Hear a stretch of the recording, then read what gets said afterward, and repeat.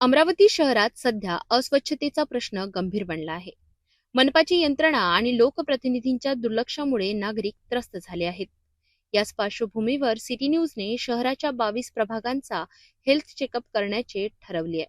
या मोहिमेच्या पहिल्याच दिवशी महापौरांचा प्रभाग क्रमांक 7 मधील विदारक चित्र आम्ही समोर आणले आणि आमची बातमी प्रसारित होताच कुंभकर्णी झोपेत असलेले प्रशासन खळबळून जागे झाले. अमरावतीकरांचे आरोग्य धोक्यात आले असून अस्वच्छतेने शहराचा चेहरा विद्रूप झालाय.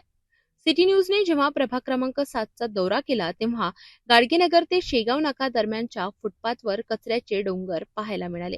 येथील चारही कचरा कुंड्या ओसंडून वाहत होत्या आणि रस्त्यावर कचरा पसरला होता. सिटी न्यूजवर ही बातमी प्रसारित होताच मनपाच्या स्वच्छता विभागात एकच खळबळ उडाली. विशेष म्हणजे रविवारी सुट्टीचा दिवस असतानाही मनपाची यंत्रणा आणि कोणार्क कॉन्ट्रॅक्टरचे कर्मचारी कामाला लागले.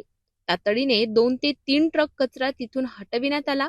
आता कामगारांमध्ये अशी भीती निर्माण झाली आहे की सिटी न्यूजची टीम पोहोचण्यापूर्वीच आपण काम पूर्ण केले पाहिजे.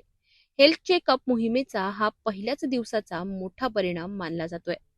शहराच्या विकासाचा गप्पा मारणारे प्रशासन आणि लोकप्रतिनिधी जेव्हा गप्प बसतात तेव्हा सिटी न्यूज जनतेचा आवाज बनून मैदानात उतरते. जर आपल्याही परिसरात अशीच अस्वच्छ किंवा प्रशासकीय समस्या असेल तर आम्हाला नक्की कळवा.